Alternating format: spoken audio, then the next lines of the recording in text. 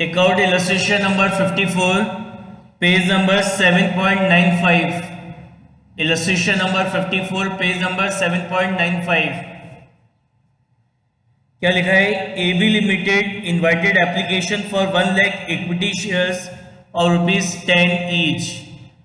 तो एक कंपनी है जो अपने 1 लाख शेयर्स इश्यू कर रही है, 1 लाख शेयर्स इश्यू कर रही है और ₹10 each. Payable to on application, payable 2 on application, payable 3 on allotment and balance on first call। तो बैलेंस कितना बचा फर्स्ट कॉल पे? 10 में से 5 यहाँ पे आ गए, बाकी बच गया ₹5। फिर कह रहा है application for receive for 3 lakh shares. 3 lakh application were receive, 3 lakh application receive हुई है, तो 1 लाख शेयर इश्यू करने थे, 3 लाख एप्लीकेशन रिसीव हो गई। तो it is a case of over subscription, it is a case of over subscription and the shares were allotted on pro रेटा basis. और जो शेयर्स हैं वो अलॉट हुए कैसे? प्रो रेटा बेसिस पे। मतलब इन 3 लाख को 1 लाख शेयर्स क्या हो गए? अलॉट हो गए। 3 लाख को 1 लाख शेयर्स अलॉट हो गए। अब इस क्वेश्चन की ये इंपॉर्टेंट लाइन है, जो मैं पढ़ रहा हूं इसको अंडरलाइन कर लो आप भी। क्या लिखा है? The excess application money was to be adjusted allotment only.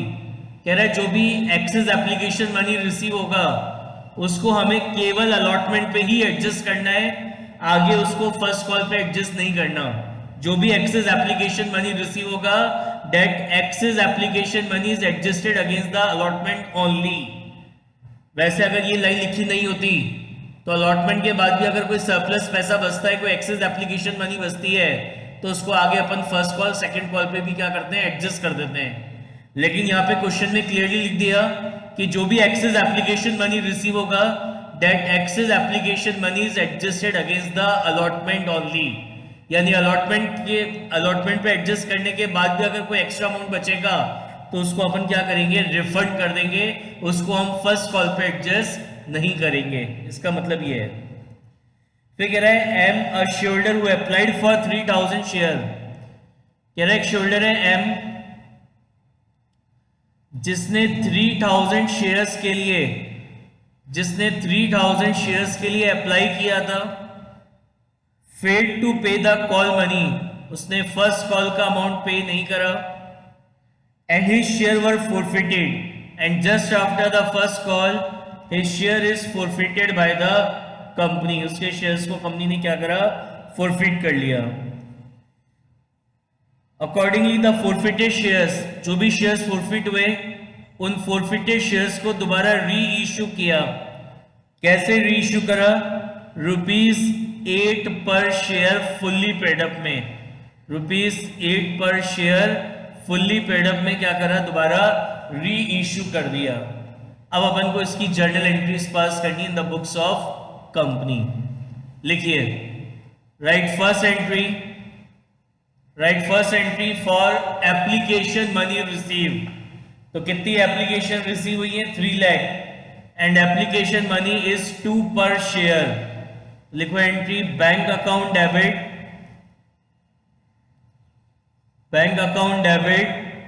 To share application account, bank account debit to share application account 3 lakh into 2, 3 lakh into 2।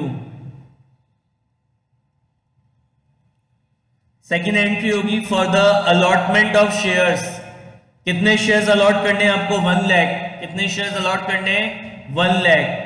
तो शेयर्स को अलॉट करने की एंट्री हो जाएगी share application account debit, share application account debit 1 lakh into 2, 1 lakh into 2 to share capital account 1 lakh into 2, 1 lakh into 2। Next entry हम pass करेंगे for allotment money due. तो allotment को ड्यू करने की एंट्री हो जाएगी share allotment account debit, share allotment account debit 1 lakh into 3 to share capital account 1 lakh into 3. अब next entry काय की होती थी फॉर अलॉटमेंट मनी रिसीव, लेकिन क्या हुआ 1 लाख शेयर इश्यू करने थे और 3 लाख एप्लीकेशन आ गई, तो 2 लाख एप्लीकेशन हमें एक्सेस में रिसीव हो गई। तो ये जो 2 लाख एप्लीकेशन हमें एक्सेस में रिसीव हुई है, इसका एक्स्ट्रा अमाउंट, इसका सरप्लस अमाउंट हमने आगे कहां पे एडजस्ट करा, तो उसकी अपन एडजस्टमेंट एंट्री पास करेंगे और उस एडजस्टमेंट एंट्री के लिए अपन ये वर्किंग नोट बनाएंगे। तो यहां पे तो केवल एक ही कैटेगरी है, ए कैटेगरी है। तो ए कैटेगरी में कितनी एप्लीकेशन आई है, 3 लाख एप्लीकेशन रिसीव हुई है। तो 3 लाख इंटू 2 के हिसाब से कितने आए, 6 लाख रुपीज आए।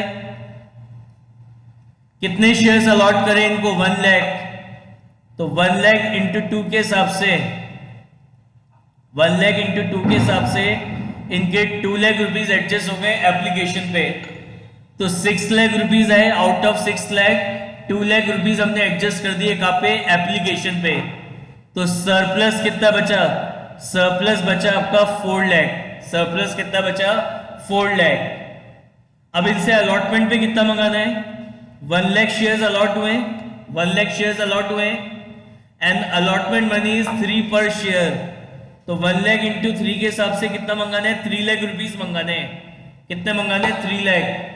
जबकि आपके पास सरप्लस अमाउंट कितना है, 4 लाख। सरप्लस अमाउंट कितना है, 4 लाख। तो 4 लाख में से 3 लाख रुपीज एडजस्ट हो जाएंगे कहां पे, अलॉटमेंट पे। तो 4 लाख में से 3 लाख रुपीज एडजस्ट हो गए अलॉटमेंट पे। अभी भी 1 लाख रुपीज बचा है, लेकिन क्वेश्चन की जो लाइन नंबर 4 है, क्वेश्चन की लाइन नंबर 4 दोबारा पढ़ो, लाइन नंबर 4 क्वेश्चन की। The excess application money was to be adjusted against allotment only, कि जो भी एक्सेस एप्लीकेशन मनी रिसीव होगा उसको हमें केवल अलॉटमेंट पे ही एडजस्ट करना है। यानी जो अभी भी 1 लाख रुपीज बच गया है, 4 लाख में से 3 लाख अलॉटमेंट पे एडजस्ट हो गए, अभी भी 1 लाख बच गए, तो मैं उसको फर्स्ट कॉल पे एडजस्ट नहीं करूंगा, मैं उस 1 लाख रुपीज को क्या करूंगा, रिफंड कर दूंगा। समझ में आया। तो यहाँ पे एक कैटेगरी में 3 लाख को 1 लाख शेयर्स अलॉट हुए थे, तो कितनी एप्लीकेशन मनी कितना रिसीव हुआ, 3 लाख इंटू 2 के हिसाब से 6 लाख। कितने शेयर्स अलॉट हुए, 1 लाख। तो 1 लाख इंटू 2 के हिसाब से 2 लाख रुपीज एडजस्ट हो गए एप्लीकेशन पे, अभी भी 4 लाख रुपीज बचे। तो अब अलॉटमेंट पे कितना मंगाना है, 1 लाख इंटू 3 के हिसाब से 3 लाख। तो 4 लाख में से 3 लाख रुपीज एडजस्ट हो गए अलॉटमेंट पे, अभी भी 1 लाख बच रहे हैं। लेकिन क्योंकि क्वेश्चन की लाइन नंबर 4 में लिखा है कि जो एक्सेस एप्लीकेशन मनी होगा उसको केवल अलॉटमेंट पे ही एडजस्ट करना है, इसलिए बचे हुए 1 लाख मैंने फर्स्ट कॉल पे एडजस्ट नहीं करे, जो रिमेनिंग 1 लाख थे वो मैंने क्या करे, रिफंड कर दिए, वापस लौटा दिए। बताइए समझ में आई क्या बात।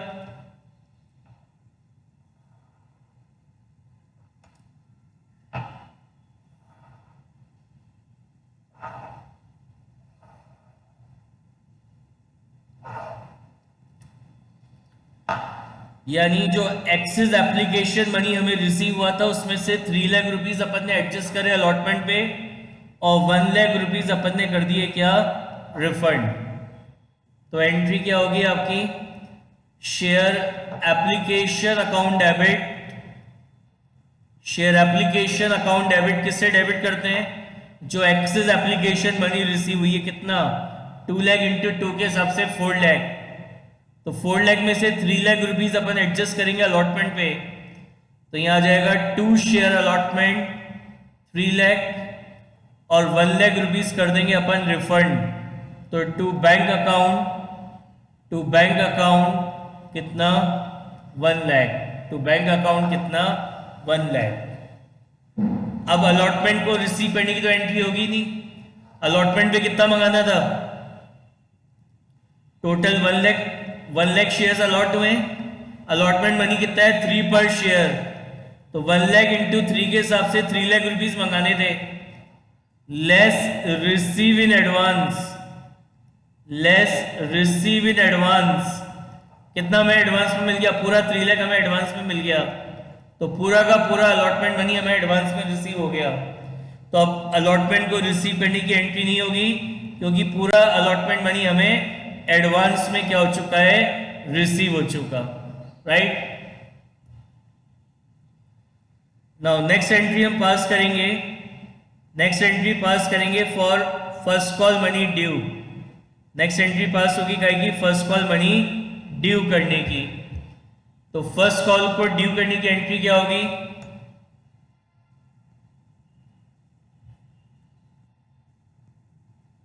Share first call account debit, share first call account debit to share capital, share first call account debit to share capital 1 lakh into 5, 1 lakh into 5।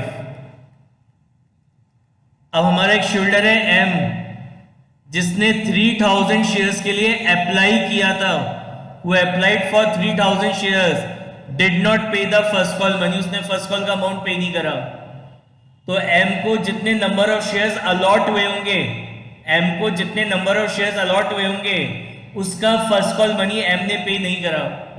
तो अब इसके लिए आप क्या निकालोगे, इसके number of shares allotted, number of shares allotted, applied दे रखे हैं ना, तो क्या निकालेंगे, नंबर ऑफ शेयर्स अलॉटेड। तो अलॉटेड शेयर्स हमेशा कम निकलते हैं। तो छोटा अमाउंट कितना है 1 लाख अपॉन बड़ा अमाउंट कितना है 3 lakh, multiply by number of share applied कितना है 3000, यानी इसको 1000 शेयर्स, 1000 शेयर्स क्या हुए थे, अलॉट हुए थे। तो टोटल 1 लाख शेयर हमने इशू किए थे, उसमें से एक शेयरहोल्डर एम, जिसको हमने 1000 शेयर्स अलॉट करे, उसने हमें फर्स्ट कॉल का अमाउंट पे नहीं करा, और फर्स्ट कॉल पे कुछ भी अमाउंट एडवांस में रिसीव नहीं हुआ था, यानी पूरा का पूरा फर्स्ट कॉल मनी इस एम ने पे नहीं करा। यानी फर्स्ट कॉल मनी आपको रिसीव हो रहा है किससे, 99,000 शेयरहोल्डर से आपको आपका फर्स्ट कॉल मनी क्या हो रहा है, रिसीव हो रहा है। तो एंट्री होगी bank account debit to share first call account 99,000 into 5, 99,000 into 5. Now just after the first call, M share is forfeited by the company. M share is forfeited by the company. तो जब भी हम shares को forfeit करते हैं तो share capital account हमेशा debit होता है, and it is debited bye called up capital. बताओ कॉल्ड अप कैपिटल कितनी है, how much is the called up capital? Yes, very good. Called up capital is 10 rupees per share, 10 rupees per share. Credit किसको करते हैं, called up capital में से जिन call का amount हमें रिसीव नहीं हुआ उनको क्रेडिट करते हैं। तो क्या रिसीव नहीं हुआ, फर्स्ट कॉल रिसीव नहीं हुआ। तो to share first call account, first call पे कितना नहीं मिला 1000 into 5, and to share forfeiture, forfeiture में क्या फोरफिट होगा, जितना भी कैपिटल अमाउंट हमें रिसीव हुआ है वो सारा कैपिटल अमाउंट हम उसका फोरफिट कर लेंगे। तो उसने फर्स्ट कॉल नहीं दिया था, एप्लीकेशन और अलॉटमेंट दे चुका, 5 रुपीज दे चुका, तो ये इसके फोरफिट हो जाएंगे। अब इन फोरफिटेड शेयर्स को कंपनी ने दोबारा री इश्यू कर दिया 8 पर शेयर फुल्ली पेड अप में। फुल्ली पेड अप का मतलब क्या होता है कि बस कंपनी को जो मंगाना था वो मंगा लिया, अब आगे इन फ्यूचर और कोई अमाउंट कंपनी नहीं मंगाएगी। तो शेयर की फेस वैल्यू कितनी है 10, तो 10 के शेयर को 8 में री इश्यू कर रहे हैं, मतलब 2 रुपीज का क्या हो गया, डिस्काउंट। तो एंट्री होगी bank account debit 1000 into 8, share forfeiture account debit 1000 into 2, 1000 into 2, to share capital account 1000 into 10, 1000 into 10। अब आपने जो शेयर री इश्यू कर दिए, तो इन क्या बताया था कि फोरफिटेड शेयर्स में से जो शेयर आपके री इश्यू जाते हैं, उन री इश्यूड शेयर्स का अगर फोरफीचर में कोई बैलेंस बचता है तो that balance will be transfer to capital reserve. तो एंट्री होगी share forfeiture account debit, share forfeiture account debit to capital reserve, to capital reserve. कैसे निकालेंगे? Amount credited to share forfeiture, कितना क्रेडिट किया? 1000 into 5 divided by number of shares forfeit 1000 multiply by number of share reissue 1000, कितने share री issue हुए? 1000, और minus क्या करते हैं? डिस्काउंट ऑन री इश्यू ऑफ शेयर, तो कितने का डिस्काउंट हो गया? ये 1000 इंटू 2 के हिसाब से 2000 का, तो 5000 माइनस 2000 कितना बचा? 3000। तो फॉरफीचर से कैपिटल रिजर्व में ट्रांसफर होंगे कितने? 3000 रुपीज। बताइए समझ में आया? कोई डाउट किसी को किसी भी एंट्री में? क्लियर है सबको? Any doubt?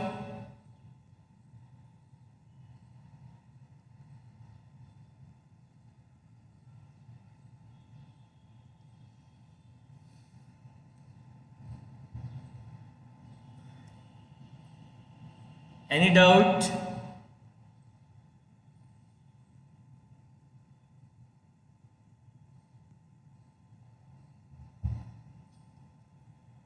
Now take out illustration number 5. Take out illustration number 5.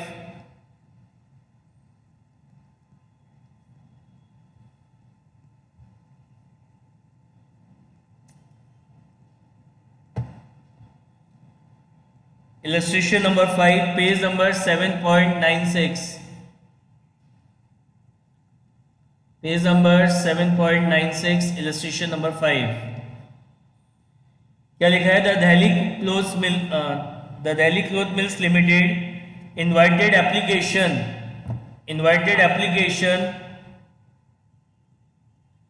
for 10,000 shares of rupees 100 each at a premium of rupees 10 per share. तो एक कंपनी है जो अपने 10,000 शेयर्स इशू कर रही है, 10,000 शेयर्स इशू कर रही है ऑफ रुपीज 100 प्लस 10 ईच के हिसाब से, यानी शेयर इशू हो रहा है कैसे? 110 में। Payable 50 on application, payable 50 on application, payable 35 on allotment including premium, payable 35 on allotment including premium. तो 35 में से 25 रुपीज का शेयर कैपिटल है एंड 10 रुपीज का क्या हो गया आपका? Securities premium. अलॉटमेंट पे कितना पे करना था? 35, जिसके अंदर प्रीमियम का अमाउंट भी इंक्लूड है, तो सिक्योरिटी प्रीमियम कितने का है? 10 रुपीज का, यानी 35 में से 25 तो हमारा शेयर कैपिटल हो गया एंड 10 रुपीज का सिक्योरिटीज प्रीमियम।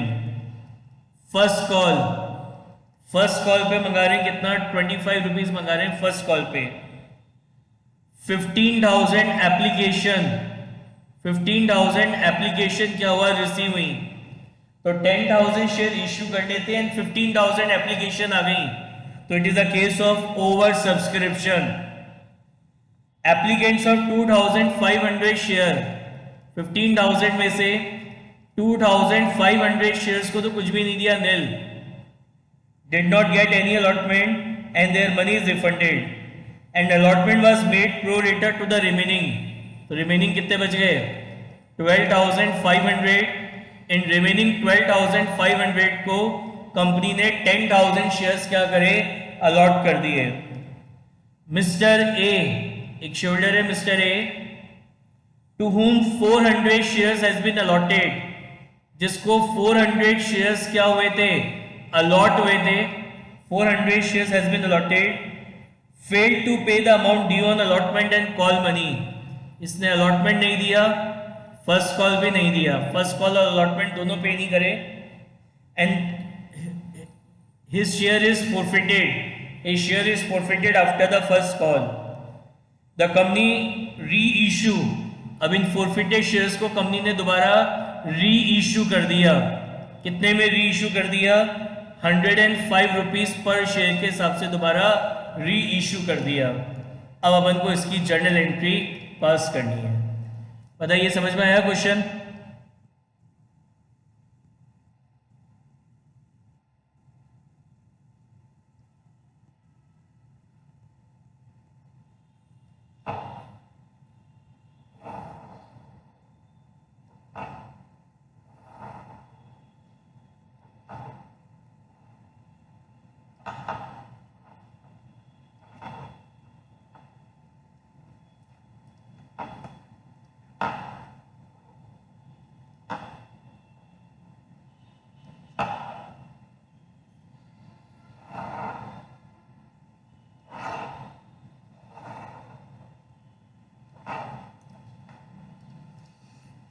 लिखिए right first entry for application money receive. Right first entry for application money receive. तो एंट्री होगी एप्लीकेशन मनी रिसीव करने की। बैंक अकाउंट डेबिट कितनी एप्लीकेशन आई है 15,000 and application money is 50 per share. तो bank account debit 15,000 into 50 to share application account 15,000 into 50 15,000 into 50। Second entry लिखेंगे for the allotment of shares. कितने shares allot करने हमें 10,000 शेयर्स अलॉट करने। तो एंट्री होगी share application account debit 10,000 into 50 10,000 into 50 to share capital account 10,000 into 50। Next entry हम pass करेंगे for allotment money due. तो अलॉटमेंट पे कितने मंगाने 35।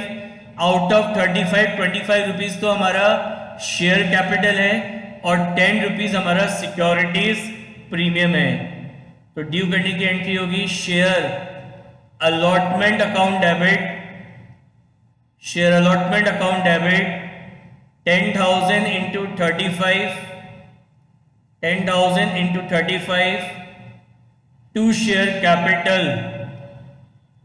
Capital account 10,000 into 25 and to securities premium account कितना 10,000 इंटू 10। अब नेक्स्ट एंट्री काय की होनी थी फॉर अलॉटमेंट मनी रिसीव, लेकिन क्या हुआ 10,000 शेयर इश्यू करने थे एंड 15,000 एप्लीकेशन रिसीव हो गई। तो 5,000 एप्लीकेशन हमें एक्सेस में रिसीव हो गई।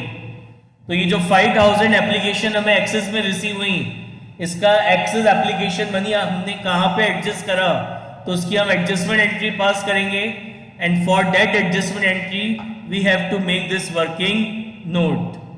फर्स्ट कॉलम होता है टोटल एप्लीकेशन मनी रिसीव।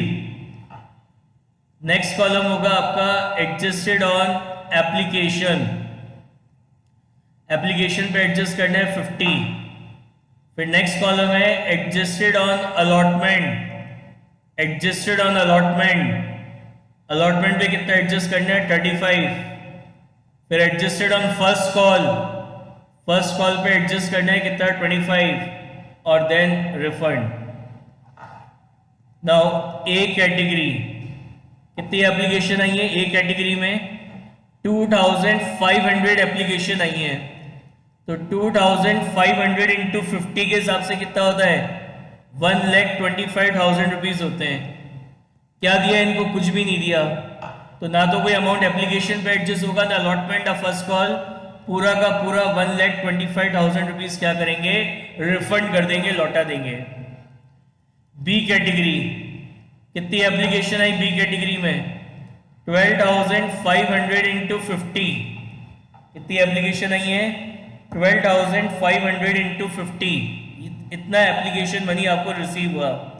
कितना होगा ये आपका 12,500 इंटू 50 के हिसाब से 6,25,000। कितने शेयर्स अलॉट हुए 10,000। तो 10,000 इंटू 50 के हिसाब से 10,000 इंटू 50 के हिसाब से 5 लाख रुपीज एडजस्ट हो गया कहाँ पे एप्लीकेशन पे। तो 6,25,000 में से 5 लाख रुपीज एडजस्ट हो गए एप्लीकेशन पे। तो बाकी रिमेनिंग कितने बचे 1,25,000 रुपीज। अब हमें इसे अलॉटमेंट पे कितना मंगाना है 10,000 शेयर्स अलॉट हुए 10,000 शेयर्स अलॉट हुए एंड अलॉटमेंट मनी कितना है 35 पर शेयर।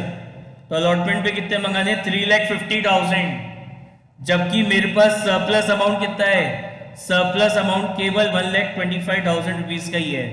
तो पूरा का पूरा 1,25,000 एडजस्ट होगा अलॉटमेंट पे। तो ना तो कुछ फर्स्ट कॉल के लिए बचा ना कोई अमाउंट आपका रिफंड होगा। यानी जो भी एक्सेस एप्लीकेशन मनी आपको रिसीव हुई जो भी एक्सेस एप्लीकेशन मनी आपको रिसीव हुई है उसमें से 1,25,000 रुपीज एडजस्ट होगा अलॉटमेंट पे और रिमेनिंग 1,25,000 रुपीज कर देंगे अपन क्या, रिफंड। तो क्या एडजस्टमेंट एंट्री पास होगी? शेयर एप्लीकेशन अकाउंट डेबिट,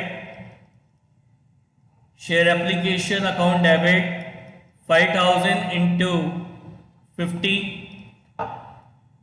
ये कितना 1 लाख, कितना हो गया 2,50,000। तो 2,50,000 हमें एक्स्ट्रा रिसीव हुआ था। टू शेयर अलॉटमेंट, इसमें से अलॉटमेंट पे कितना एडजस्ट करा 1,25,000 एंड टू बैंक अकाउंट कितना रिफंड कर दिया हमने 1,25,000 रुपीज क्या करे, रिफंड कर दिए, वापस रिटर्न कर दिए। फिर क्या कह रहा था आगे, नेक्स्ट एंट्री करनी थी अलॉटमेंट को रिसीव करने की। तो क्या कह रहा था, एक शोल्डर है ए जिसको हमने 400 शेयर्स अलॉट करे, कह रहा है उसने अलॉटमेंट का अमाउंट पे नहीं करा। अब नेचुरल सी बात है, ये ए कैटेगरी को तो बिलोंग करेगा नहीं, ये कौन सी कैटेगरी को बिलोंग कर रहा है, बी कैटेगरी को। और अपन यहाँ वर्किंग नोट में क्या देख रहे हैं कि बी कैटेगरी का ऑलरेडी कुछ अमाउंट हमें अलॉटमेंट पे रिसीव हो चुका, यानी ये जो मिस्टर ए है, मिस्टर ए का भी कुछ अमाउंट हमें अलॉटमेंट पे रिसीव हो गया होगा। और जो बाकी का बैलेंस अमाउंट बचा है, that balance amount is not paid by mister A, जो बैलेंस अमाउंट बचा है वो मिस्टर ए ने पे नहीं करा, इसलिए क्वेश्चन में लिखा है कि इसने अलॉटमेंट नहीं दिया। तो बात आती है कैसे कैलकुलेट करें कि मिस्टर ए का कितना अमाउंट अलॉटमेंट पे ऑलरेडी आ चुका है और कितना बैलेंस अमाउंट बचा है जो मिस्टर ए ने पे नहीं करा अलॉटमेंट पे। तो इसके लिए आपको क्या करना पड़ेगा, क्या दे रखा है, अलॉटेड शेयर्स दे रखे हैं। क्या दे रखे हैं, अलॉटेड शेयर्स। तो आप पहले इसके क्या निकालोगे, नंबर ऑफ शेयर्स अप्लाइड। क्या निकालोगे, नंबर ऑफ शेयर्स अप्लाइड। कौन सी कैटेगरी को बिलोंग कर रहा है, बी कैटेगरी को बिलोंग कर रहा है। तो अप्लाइड शेयर्स हमेशा ज्यादा निकलते हैं, एक्सेस में निकलते हैं, हमेशा शेयरहोल्डर मांगता जाता है, कंपनी देती कम है। तो बड़ा अमाउंट कितना है 12,500 डिवाइडेड बाय छोटा अमाउंट कितना है 10,000 इन बी कैटेगरी में, multiply by number of shares allotted. Number of shares allotted कितने हैं 400।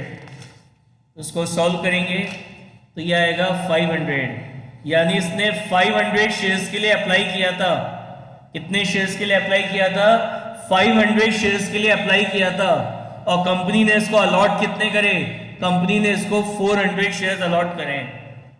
तो स्टार्टिंग में इसने कितना पे करा होगा, 500 इंटू 50 के हिसाब से 25,000 रुपीज पे करे होंगे। कंपनी ने इसको कितने शेयर्स अलॉट करे 400, तो 400 इंटू 50 के हिसाब से इसके 20,000 रुपीज एडजस्ट हो गए कहाँ पे, 20,000 रुपीज एडजस्ट हो गए एप्लीकेशन पे। तो 25 में से 20,000 एडजस्ट हो गए एप्लीकेशन पे, बाकी बचा रिमेनिंग 5,000। तो ये 5,000 रुपीज कहाँ एडजस्ट होगा, इसका अलॉटमेंट पे। यानी मिस्टर ए का अलॉटमेंट पे हमें 5,000 रुपीज ऑलरेडी एडवांस में रिसीव हो चुका है। तो बात आती है कितना मंगाना था मिस्टर ए से, मिस्टर ए को 400 शेयर्स अलॉट करे थे एंड अलॉटमेंट मनी कितना है 35 पर शेयर।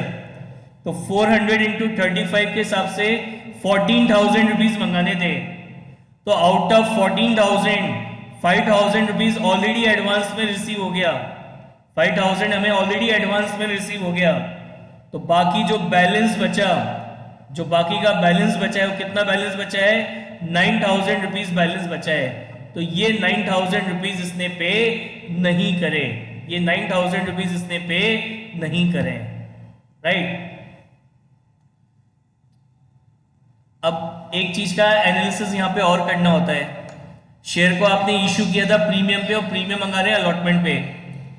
तो अपन हमेशा ध्यान से सुनना, बहुत ध्यान से सुनना जो बोल रहा हूं मैं। हमेशा आप ये अज्यूम करोगे कि ये जो अलॉटमेंट पे एडवांस में आया है ना, ये सारा एडवांस कैपिटल अमाउंट आया है। ये सारा एडवांस किसका है, कैपिटल का है, इसमें प्रीमियम इंक्लूड नहीं है। तो इसका मतलब क्या है, जैसे इससे 14,000 मंगाने थे, अलॉटमेंट पे कितने मंगाने थे 14, तो 14 में से हमारा शेयर कैपिटल का अमाउंट कितना था, शेयर कैपिटल, तो 400 इंटू 25 के हिसाब से 400 इंटू 25 के हिसाब से 10,000 तो हमारी शेयर कैपिटल का था, और प्रीमियम का कितना मंगाना था? 400 इंटू 10 के हिसाब से 14,000 रुपीज हमें सिक्योरिटी प्रीमियम का मंगाना था। 4,000 हमें काय का मंगाना था? सिक्योरिटीज प्रीमियम का मंगाना था। तो ये जो 5,000 रुपीज एडवांस में आए, मैंने अभी आपको क्या बताया, क्या अज्यूम करना है कि पहले ये अज्यूम करना है कि अमाउंट हमारा कैपिटल का, यानी 10,000 में से 5,000 रुपीज हमें मिल गए। 10,000 की कैपिटल में से 5,000 मिल गया, तो बाकी कितना बचा? 5,000। तो ये जो 9,000 हमें रिसीव नहीं हुआ, इस 9,000 में से तो 5,000 तो हमें शेयर कैपिटल के नहीं मिले, और 4,000 रुपीज हमें सिक्योरिटी प्रीमियम का नहीं मिला। तो इस तरीके से ये 9,000 हमें नहीं मिले। तो 9,000 में से 5,000 तो किसका नहीं मिला? शेयर कैपिटल का नहीं मिला, और 4,000 रुपीज हमें काय का रिसीव नहीं हुआ है? सिक्योरिटीज प्रीमियम का रिसीव नहीं हुआ है। बताओ ये एनालिसिस समझ में आया क्या? कि जो 9,000 रुपीज रिसीव नहीं हुआ, तो 9,000 में से 5,000 तो शेयर कैपिटल का नहीं मिला अलॉटमेंट पे, और 4,000 रुपीज हमें सिक्योरिटी प्रीमियम का रिसीव नहीं हुआ है। समझ में आया ये?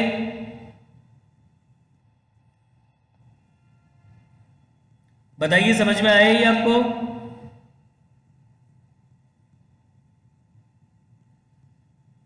अब अलॉटमेंट पे कितना मंगाना है आपको? अलॉटमेंट पे टोटल 10,000 शेयर्स अलॉट हुए थे। अलॉटमेंट मनी कितना है? 35 पर शेयर, यानी कितने मंगाने? 3,50,000 मंगाने। 3,50,000 में से लेस करेंगे रिसीव इन एडवांस। कितना अमाउंट आपको एडवांस में रिसीव हो गया? 1,25,000 ऑलरेडी आपको एडवांस में रिसीव हो चुके हैं अलॉटमेंट पे ये। तो बाकी का बैलेंस कितना बचा? 3,50,000 में से 1,25,000 ऑलरेडी एडवांस में रिसीव हो गए, बाकी का बैलेंस बचा कितना? 2,25,000। और ये जो बैलेंस अमाउंट है इसमें से कितना रिसीव नहीं हुआ? Less amount not receive.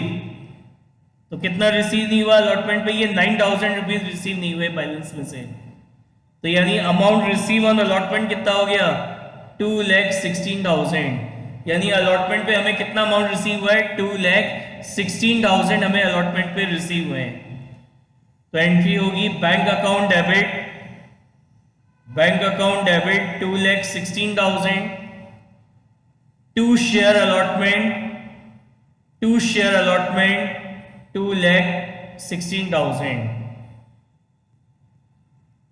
उसके बाद नेक्स्ट एंट्री करेंगे फर्स्ट कॉल को ड्यू करने की। तो एंट्री होगी share first call account debit, share first call account debit to share capital कितना है? 10,000 इंटू 25, 10,000 इंटू 25। अब टोटल 10,000 शेयर इशू हुए थे, इसमें से एक शेयरहोल्डर था मिस्टर ए, जिसको हमने 400 शेयर्स अलॉट करे थे, उसने फर्स्ट कॉल का अमाउंट पे नहीं करा। तो 10,000 में से 400 शेयरहोल्डर ने फर्स्ट कॉल पे नहीं करा, यानी फर्स्ट कॉल आपको रिसीव हो रहा है किससे? फर्स्ट कॉल आपको रिसीव हुआ जो बाकी के बचे 9,600 शेयरहोल्डर से फर्स्ट कॉल मनी रिसीव हो रहा है। तो एंट्री होगी bank account debit, bank account debit to share first call account,